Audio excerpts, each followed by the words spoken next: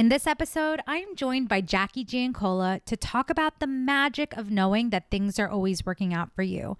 And when you do lean into that trust and you follow your intuition, it always pays off. You ready? Let's do it. Hello, you are listening to the Love Your Life as a Performer podcast. I'm Kelli Youngman, and I am the life coach for performers.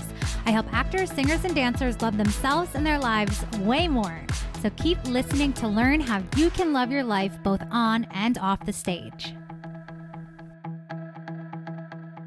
Hello, and welcome back to the Love Your Life as a Performer podcast. I'm so excited because one, this is the first ever recording in person. Making history. Podcast. And it's so fucking fun because I just didn't know this was possible. So cool. Anyways, I am so delighted to be joined by Jackie Giancola, one of my dear friends and longtime clients, and we're going to talk about the magic that she's been creating in her life over the last, year and a half. Yeah. And especially recently. Oh, yeah. Shit's been popping off. Especially recently.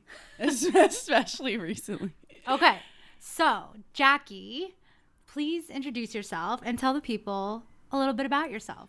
Hello. My name's Jackie Giancola. I am a singer-songwriter, performer, jack of all trades, one would say. I also am a vocal coach and a life coach. Yay.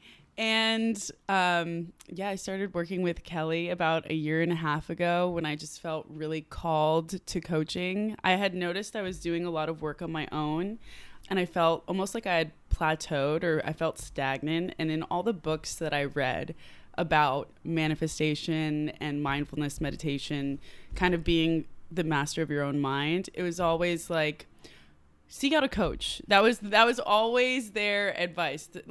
Even the best coaches have coaches because it just really takes you to the next level. And it had been a couple years where I was just I felt like I was doing something wrong, or I was just waiting for the next thing, when I was I can't wait anymore, which is what called me to just put out into the universe, just saying I want a coach. And then I stumbled upon you through your sister, because I followed your sister on Instagram, and she just put up an Instagram shout out, my sister's a life coach, check her out if you're interested. I was it's such interesting timing, because I just said I wanted a coach a couple days ago, and I really liked your sister. I thought and still think that she's super talented. So in my brain, I was okay, then Kelli has to be really talented by proxy. Excellent choice on my part. I was right in my inference. And that's how we came to meet. And really ever since then, when I look back on my life a year and a half ago, it's flipped on its head. Almost everything is different in the best way. Yeah. Where do you want to start? I know. Because there's so much. Maybe just for context, you said you were feeling a little bit stuck. Yeah. But what allowed you to say yes? What was it like for you? Because I think that moment of knowing you want to make a change, knowing that it's time to leap, I think that comes up for all of us. Yeah. And then when we actually have that moment of saying yes, I think it manifests differently for everyone because we're all different humans. Absolutely. But what was your specific moment of yes? Why was it so important? Well, I think just after our first consultation call, I really liked your vibe. And I thought that we were on the same page in a lot of things and in our viewpoints of the world. But also you really emphasized deciding in that first call too. And you're if this is something that you've really wanted to do, and if this is, can we curse? Yeah. Okay. This is my world, and yeah. Okay. Curse. Great. Same. Same. It's just it's part of the emphasis. But you're if it's a fuck yes, why wait on that?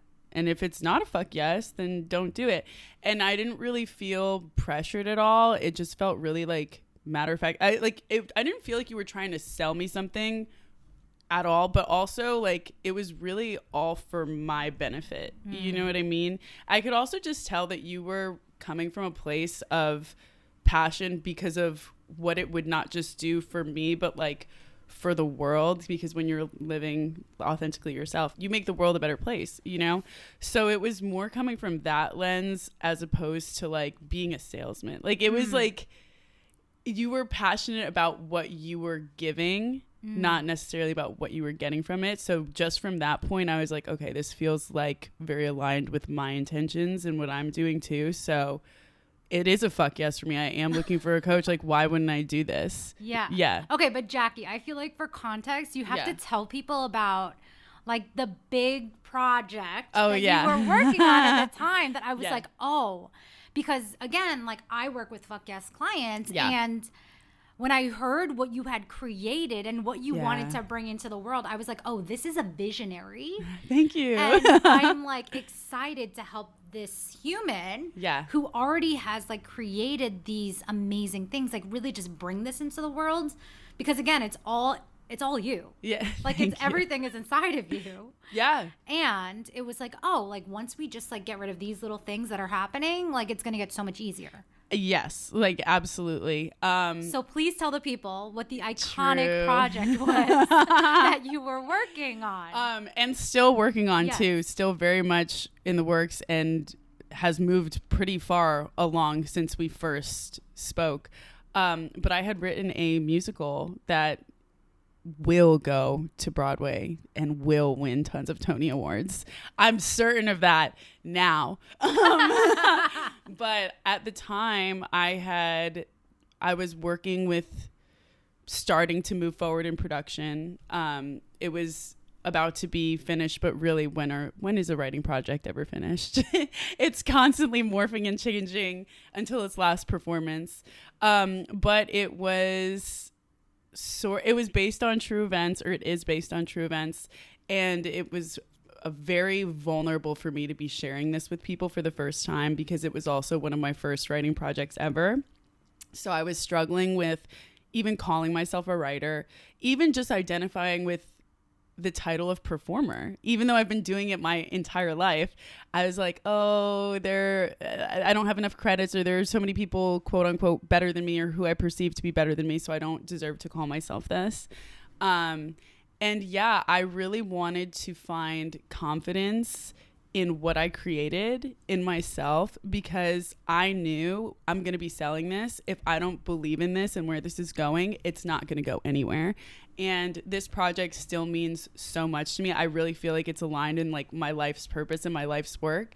And so I just wanted to give this the best possible chance to succeed. And I knew that if it wasn't coming from a place of complete belief, confidence, and a fuck yes from me, it wasn't going to. So I was more so at the time putting that first and like putting personal development on the back burner, because I was like, okay, I know that when I do grow more confidence and just grow this project, I know I'll grow as well. But I was putting the project first in the beginning, and now I feel like it's all has a really good balance. Yeah. Well, and I think that we can all get into a place where it's like, oh, I am really working hard on this thing, and once I get there, then I can take care of myself. Yeah. And I think like understanding that, no, the more I pour into myself, the more I'm going to be available for like all these other things. And like I feel like that was part of the journey too, is like understanding that they could coexist, or that they would even fill and feed into each other. Yeah. Because we did do a lot of work on like boundaries and communication and processing emotions. Like we did a lot of work on a lot of different things that are just a part of like coaching in general. Yeah. And I think that impacted the identity piece of who you wanted to be. Absolutely. So can you tell people a little bit about how your identity shifted once you started working with these tools? Oh, yeah. So, I mean, we talk a lot about like it's the who before the how, and like you have to become that person before like the how reveals itself to you. And And like, I'm going to give you this huge compliment. If it was not for Kelli, I would be in like a horrible deal right now. Like, like a horrific. With the other deal. Oh, yeah. I would have said yes to something that would have ruined my life, like in perpetuity. Not my whole life, but it would have really forfeited my involvement in this project. I would have lost a ton of money in the long run, but it was my first offer and I really didn't know any better. Yeah. It sounded to me, because it was a first offer, like a ton of money, like life-changing, like this was going to push it to the next level, when really it would have hurt me and my project in perpetuity, like for the rest of forever. And it was really hard to say no to a large sum of money with a reputable name attached to it. But I knew in my gut and in the contract that this is not what I wanted. You know, I would be losing control. I would be losing creative freedom. I'd be losing money. And I knew that as a Tony Award-winning writer and performer, I would never sign that deal. So, yeah. I just got chills. And I'm like, I mean, since we're doing video, like you can see me and my reaction right now, because that's a thing. Yep. It's like your intuition knew that it was not a good fit. But when we're in that feeling of like, ooh, well, look, I like sort of like I'll take what I can get energy of like lack, scarcity, but I don't know if other offers are going to come. Like that was a huge part of what we worked through too, is like, what does it look like to create safety, to let go of what's here, knowing that something even better can be on the way, even when we don't see it. Yep. Right? And like, then it ended up working out so much fucking better. So much better. And too, like, there have just been so many life events and changes to the script, the lyrics, the book, the orchestra, everything, that if we would have went ahead a year and a half ago, it would not be nearly as good as it is now. So it's like reminding myself and like using that as a reference point of, okay, everything happens for a reason. There is a purpose to every single delay. And what it was a year and a half ago isn't what I would have wanted to put out. Yeah. You know? Yeah. Oh my gosh. And I've also just met so many different people and connections and motivating factors since then, that it's like everything that was a year and a half ago, I'm experiencing even better, even more now. So like it didn't have to happen a year and a half ago. Like, even though your brain was like, oh my God, it has to happen right now. It has to happen now, where it's not going to happen. Yes. And like really letting go of that. And trusting. Yeah. Yes. Yeah. Yes. The trust is so important. And like, it's really scary and it's a hard thing to do when it's not directly in front of you and you have to believe in the unknown. But I think you told me this the other week. It's the beginning and the end that matter. And you sent me a bunch of sentences where like the words were all misspelled in the middle, but the first letter and the last letter were the same, and I was able to read it perfectly fine. Yes. It's the first and the last that matter. Like, I don't need to know what's going on in the in-between. I just have to like have that solid vision of what I want in the end. Yes. Yeah.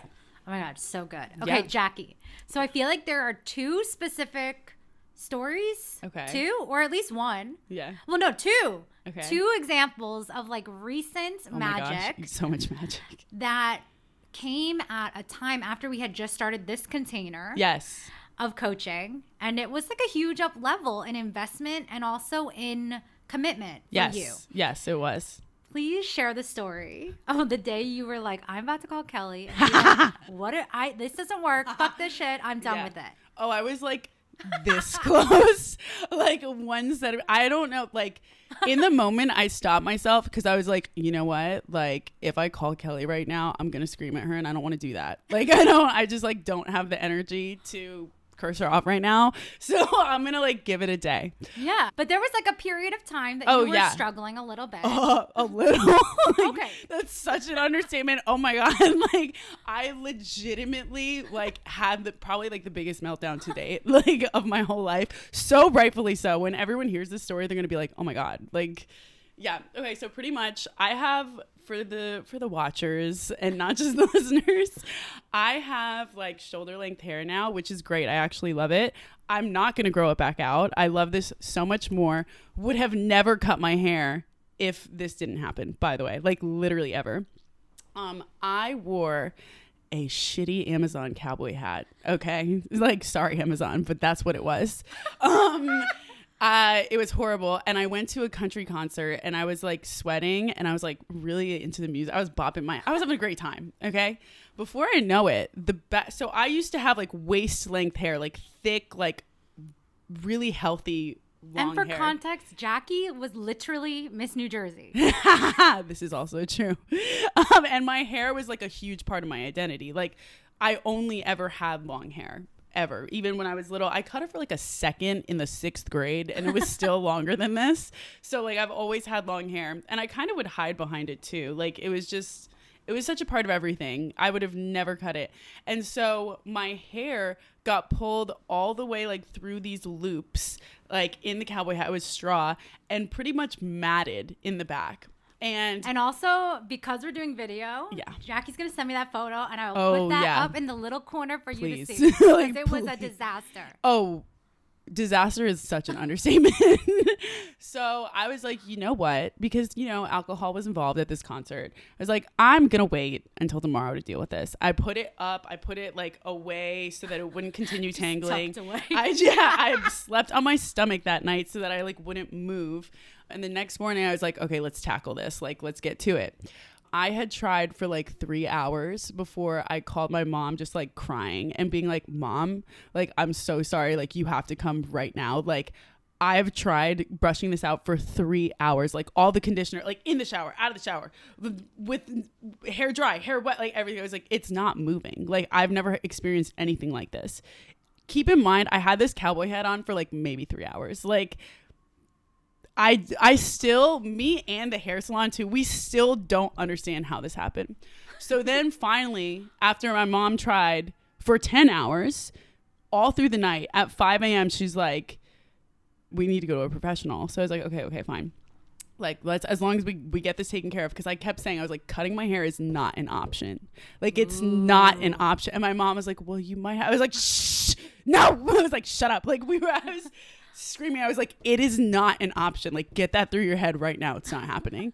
So we go to the hair salon. They look at it and they're like, oh, don't worry. We just had someone who was bedridden for 6 months in the hospital. Could not brush their hair. They said it was 3 times the size of yours.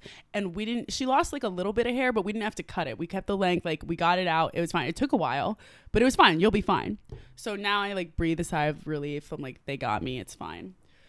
10 hours in, she looks at me. She's like, I don't know. I don't know how this happened. Like, I don't understand. Like, I'm like, no one understands. There were people coming over and just like squeezing my shoulder and being like, it's going to be okay. Like, you're going to be okay. Like, we have to cut it, but like, you're going to be fine. And I'm just like sobbing now because this is my hair. Like, again, this is literally part of my identity. Like, I've never been without this. And I just hear the scissors like this close to my ear, like right next to it, just like cutting through it. And I'm just sobbing. And so she had to like cut the mat out at like 1 a.m. So I literally was leaving like with a giant like hole and like in my head and the rest of my hair. And it felt like I had no hair left because she had to like cut the rest of it and style it the next day. So I was going to have to come back in. So I was literally like at rock bottom. I was gonna call you and be like, this shit doesn't work. Like, clearly like this wouldn't happen to me if things were going right and if everything happens. I'm like cursing out God. I'm like cursing out everyone. I'm like, how could you let this happen to me? Like, and also it was painful. Like, they were literally like ripping my hair out. And when I went, I got like a professional massage done the next week, and he asked me, did you get in a car accident? Like, it was that like bad. Like, my muscles were that bad. So I'm just like really going through it. I'm fed up with everything. And then the next morning I was like, you know what? I'm going to just try to think about how everything is happening for me. Like, really going through the mantras that we go through, the beliefs that I know that I have. It was like, I don't know why this is supposed to happen, but it is. I'm not going to let this ruin the rest of my weekend, because it was Labor Day weekend. I had plans.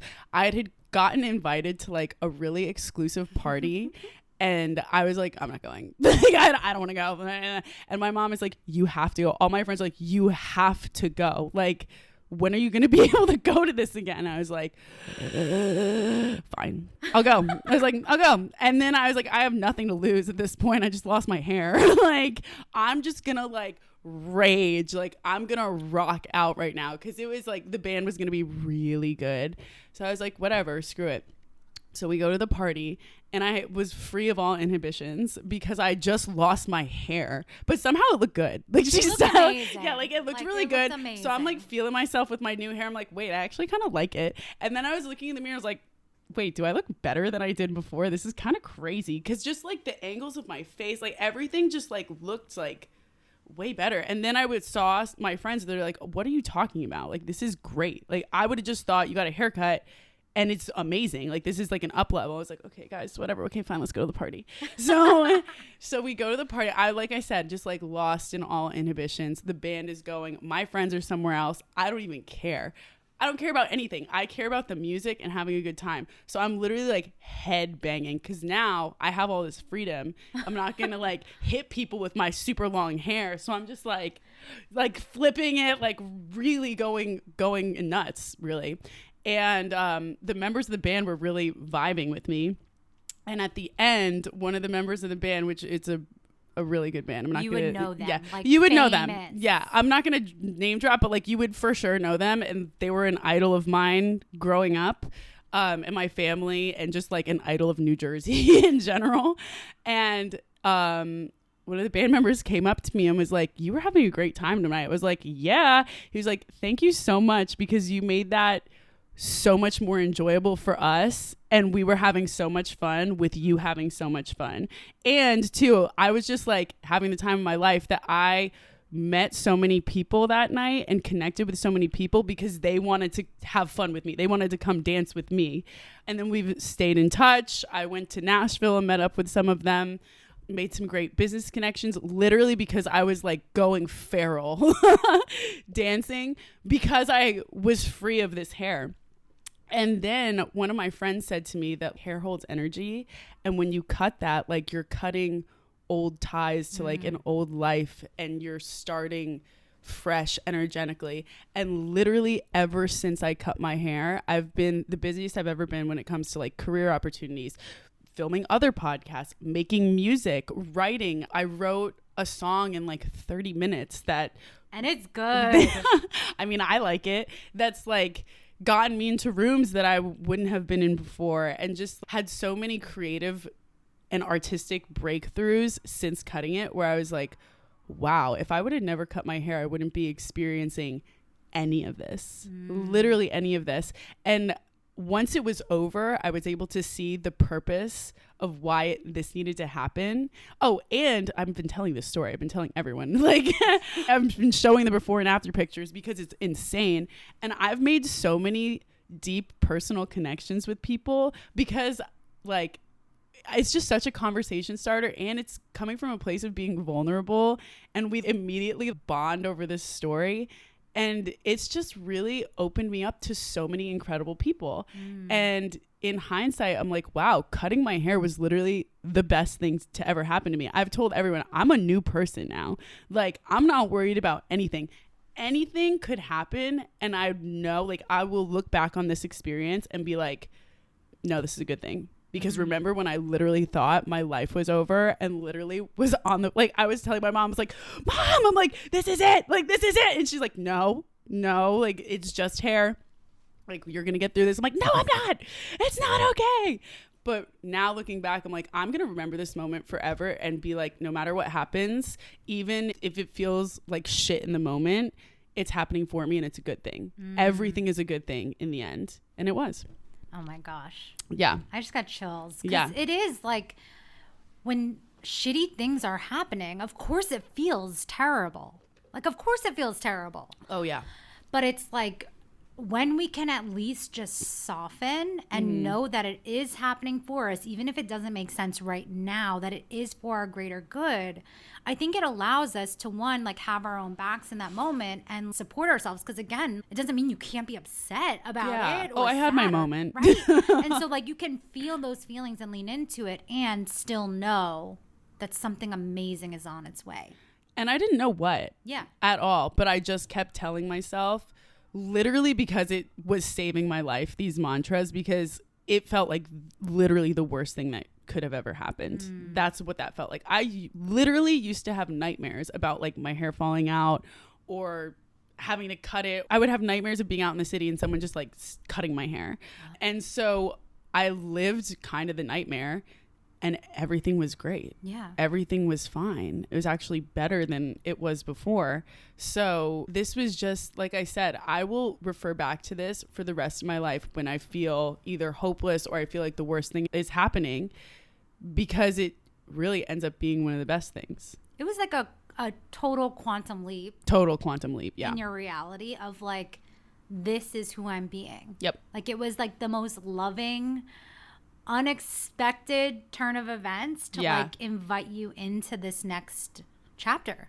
Yes. No, absolutely. And it's like I couldn't have planned for anything to happen to go as well as it did too.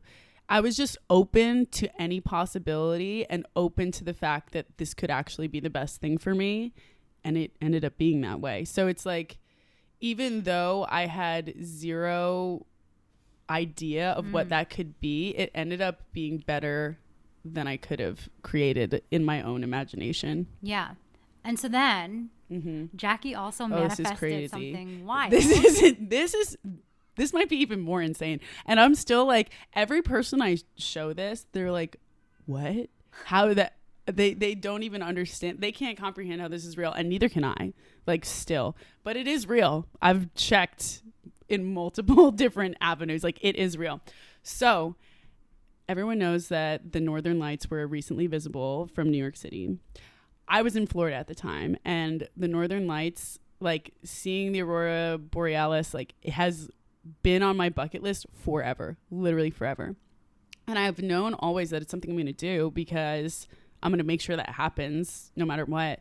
And when I was in Florida, I was like, the one time I'm not here, you can see them. And I legitimately said out loud to my friends, I'm like, it's fine. I'm going to go to Iceland one day and see the lights. And they're going to be so much better than like the little you can see in New York. So whatever, it's not the end of the world.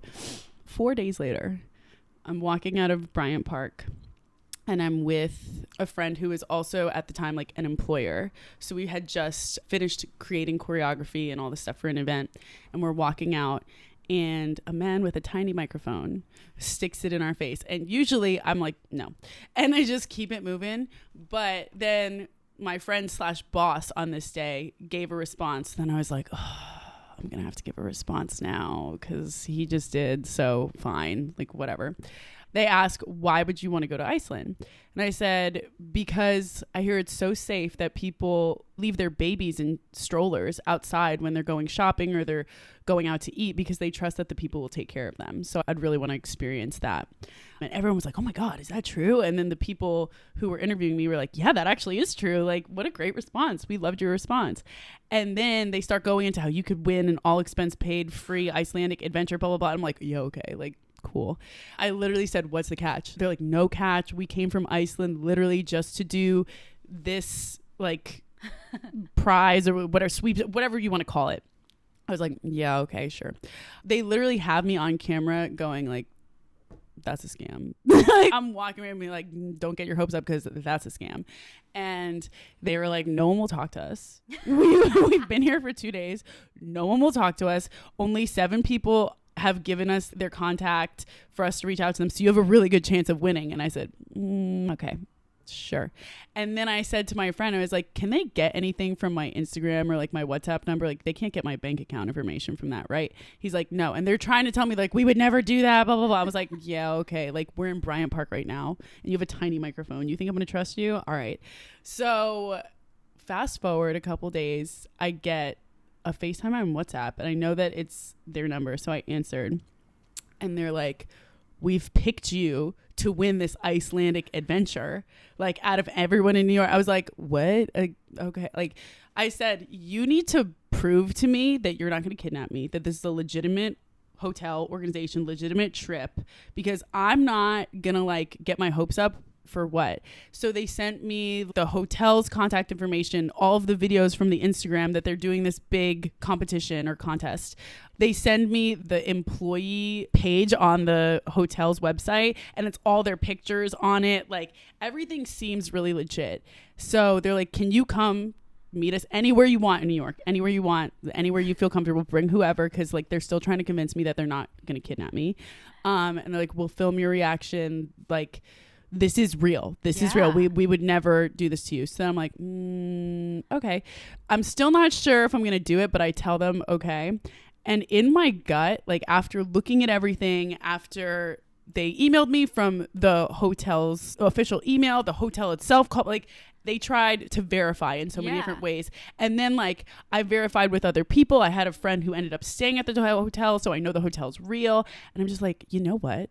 I really think this is real. Like, it seems too good to be true. I really think this is real.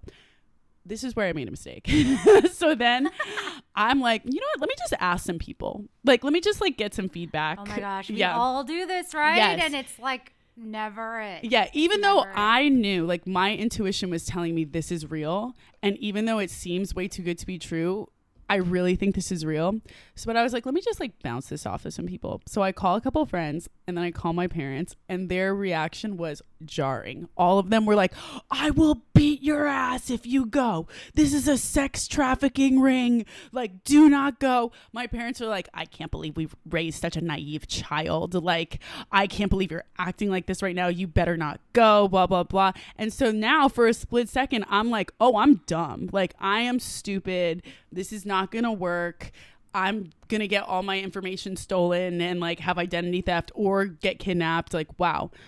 Then I hang up with everyone. I'm like feeling really sad. And I was like, oh, something in me. I just really think this is real. Like, I had that gut feeling. I'm like, I just really think this is real.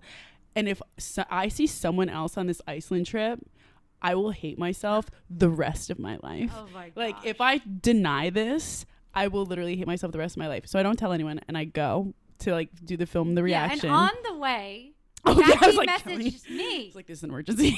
Yeah. And I'm like, all right, send me a voice memo. Yeah. Like, what's going on? Mm-hmm. And I'm not going to lie. In that moment, I really did ask Jackie, are you asking as a friend or as a coach? Yeah. Like, which one are... And I just gave her my feedback. And... I mean, even as a human, right, and as a woman, once you have that seed planted of like, oh, you could be sexual, I was like, oh God, like this is like scary. Yeah, it was scary. But what I said to Jackie was like, what does your intuition say? Yeah. Because no one can know better than we know for ourselves. Yeah. Right? Like no one can know better than us. And I said, if everything in your gut is telling you it's real, you're going to a public place, like you've done this on your terms, like, what if you just trusted that your intuition is correct? Yeah. And so that is what I offered you in that moment. Yeah. And you were like, all right, I'm going. Yeah. And I also want to give just some background. A year and a half ago, if this would have happened to me, I would have just blocked their number because I would have been so like affected by everyone else's opinion around me. I would have just blocked their number, and then I probably would have just gotten really sad and insecure for the next couple months because I would have been like, wow, I'm so stupid. Like, how did I let somebody get my hopes up like that? Or like, how did I let this, so like I would have just blamed myself and been really mean to myself probably for a couple months after that, and then been like, oh my God, I just embarrassed myself to all my friends and family by even thinking that this is real and even giving like my WhatsApp number. But that is not what happened. And this is not a year and a half ago. This is now. Literally now. Yeah. In so real I was time. like, you know what? I was like, I really, really think this is real. And like, I'm just going to go with it. Like, I can hold my own. I brought my pepper spray just in case. Well, like, Jackie has also factually lifted a 200-pound table. And that was part of my argument as well. I was like, Jackie, you've literally lifted a 200-pound table by yourself. Like, you know what signs there are to create your safety, and you know what's required. Yeah. Like, you can trust yourself. Yeah. 100%. And I agreed with that. It was like, you know what? I'm going to do this. So I go, and fast forward to now, my flight to Iceland is booked. Woo! Itinerary is sent. In all their videos, they're like, we're traveling to New York to find one lucky New Yorker for this Icelandic adventure where we're trying to wow them every day. So this isn't just a trip to Iceland. This is like the trip to Iceland. And they're going to be filming me the whole time. And it's like, I'm not like an influencer on the trip, but it is an influencer trip. So they're like doing excursions 24/7. I'm going to be with a bunch of like very influential and well-established people. So it's going to be a great networking event as well. Yeah. And like everything is covered and taken care of, and they're filming my reactions throughout, which is even better because now I don't even have to worry about taking pictures or any of that. I'm going to have this all documented for myself. It's just going to be like the most epic trip ever. And on top of all of this, which is even crazier, is the Northern Lights are going to be the strongest they've been in 500 years in November. And I am going in November. So it's going to be like not just seeing the Northern Lights, like seeing something that people probably won't see for another 500 years. Wow. So even better than anything I could have ever planned myself. And all I said was like, guys, I'll go to Iceland one day. Like, it's not a big deal. Like, well, and I love this example so much. It's insane. Because one, you had the desire, like it was clear, it was in you, and there was trust and certainty that it was going to happen. It was like, whether it's now or later, this is happening. And even when shit started happening and you're like, this is too good to be true. Yep. You gave yourself permission to say, what if it's not? Yeah. What if I am allowed to receive an all expenses paid trip to a dream destination? Yeah. And be in community with these influential people that also aligns with the identity, your created identity of being a celebrity, of being number one on the charts, of being a Tony Award winning writer and performer. Like, we have actively been planting the belief and creating the belief even before the result. And so I just feel like this trip came at a time where everything aligned. Yes. 'Cause you were in alignment. Yeah. Oh, yeah. For sure. For sure.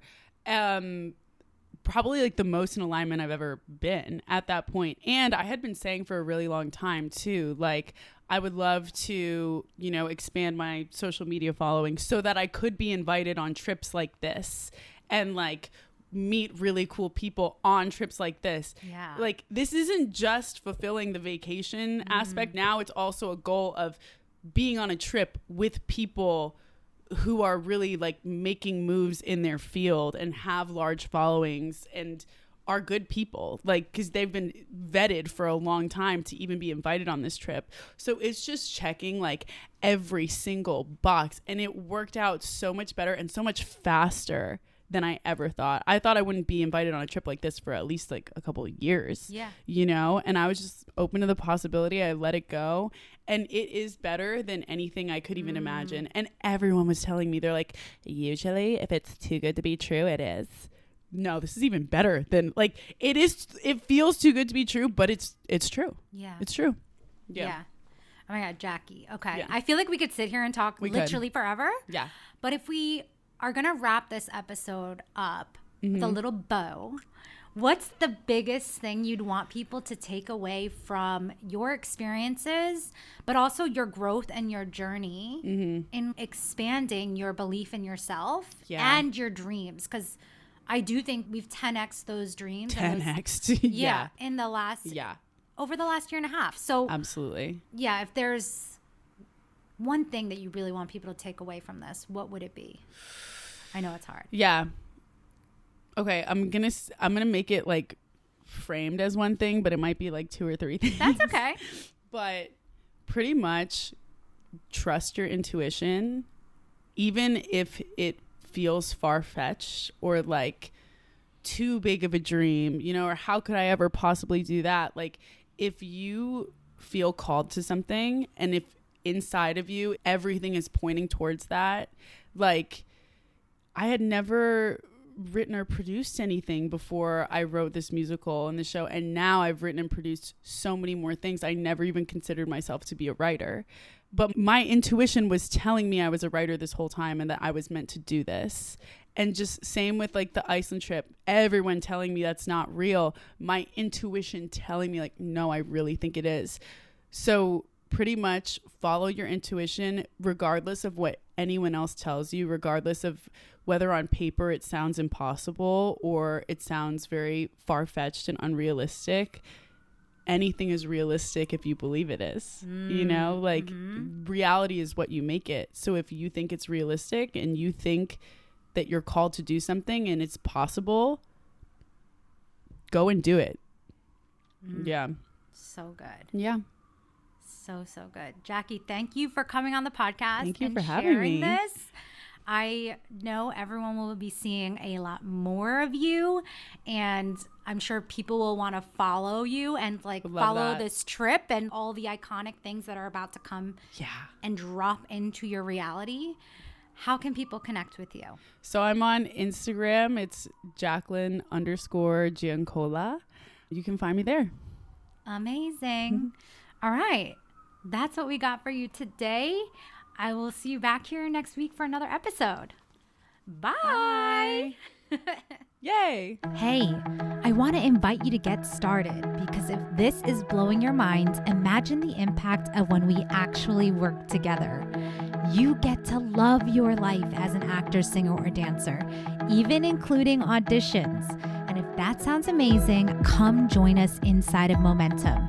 You get lifetime access to the Performers Plan, coaching, community, and more, and I will be supporting you the entire way. Go to kellyyoungmanwellness.com/momentum to join us now.